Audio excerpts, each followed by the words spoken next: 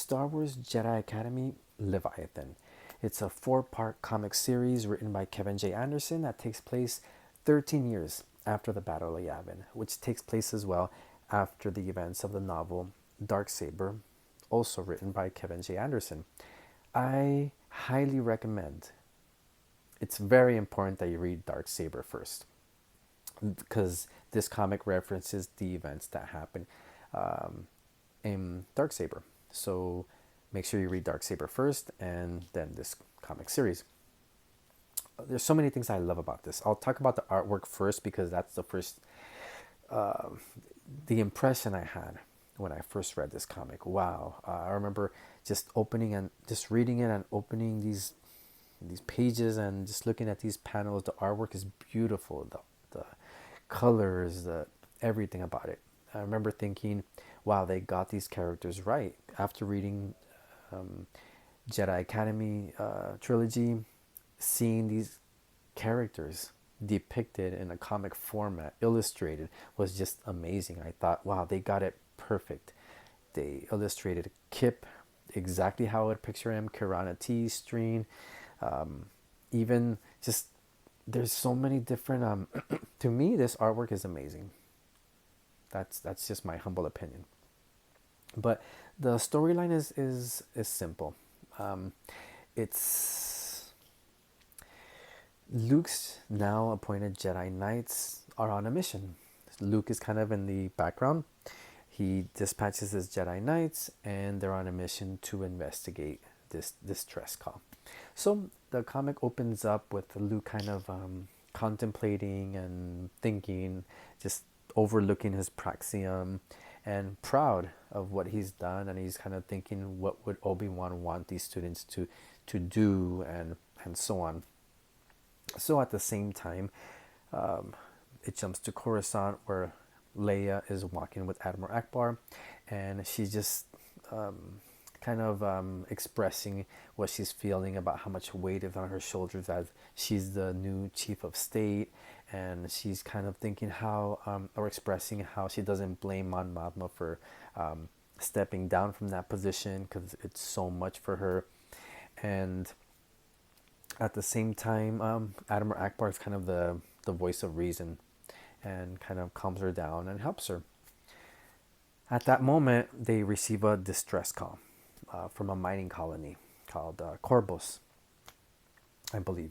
And it's these individuals yelling and just asking the New Republic for help, that they're in trouble. In other words, they're asking for help. So Leia, the communication cuts off. So something huge is happening over there. They're in danger, obviously. So Leia's thinking, okay, what should she do? The fleet, the New Republic fleet, she's working on that. It's not ready to be dispatched yet. So as she's thinking, okay, what should I do? Admiral Akbar is on her side thinking, why don't you contact your brother? You have Jedi Knights at your disposal.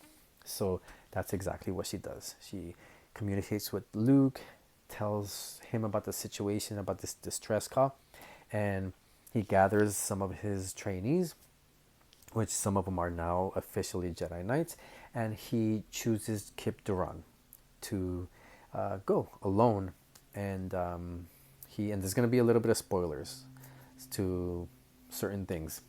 So he takes Dorsk 82.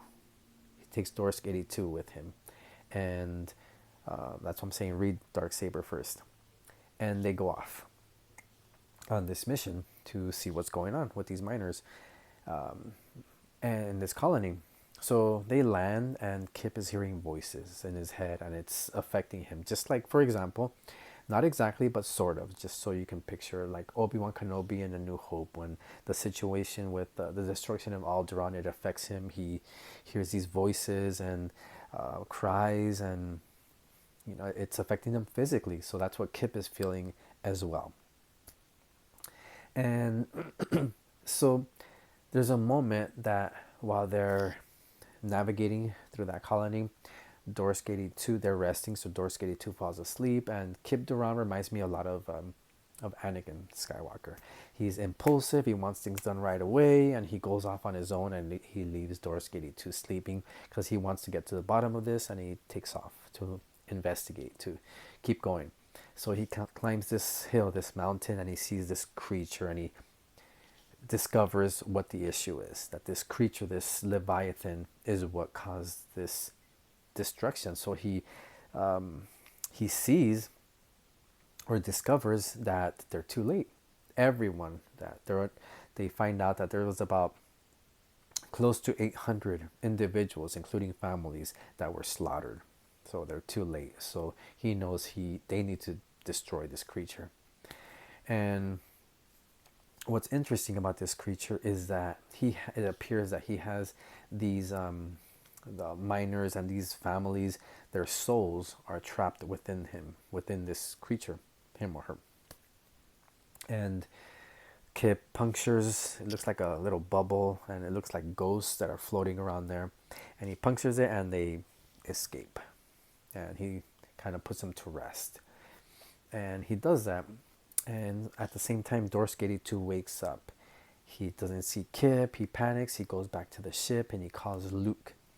And he asks for help. So Luke dispatches his Jedi, Kirana T, Streen, and they go and they travel to that mining colony and meet up with Dorsk 82, which then, when they're all together, the three of them, they go and look for Kip. So they go through caverns, they climb mountains, and go through certain things, dangerous as well. And they find Kip, he's in trouble, and they fight together, and then they discover that there's another even bigger Leviathan creature. So simple story, but important. And I want to discuss a little bit of why I feel this is essential, why I feel this is important. Yes, it's only a 4-part comic series, but I feel it's important and essential because this is where we see, even though we saw events in Jedi Academy Trilogy and Darksaber and a little bit of some of these Jedi trainees in other novels, a little bit. This is where they're on the forefront, where Luke is in the background, and now he has fully knighted some of his Jedi trainees, which they're now officially Jedi Knights, like Kip Duran, and they're ready to go off on missions. So Luke doesn't have to go.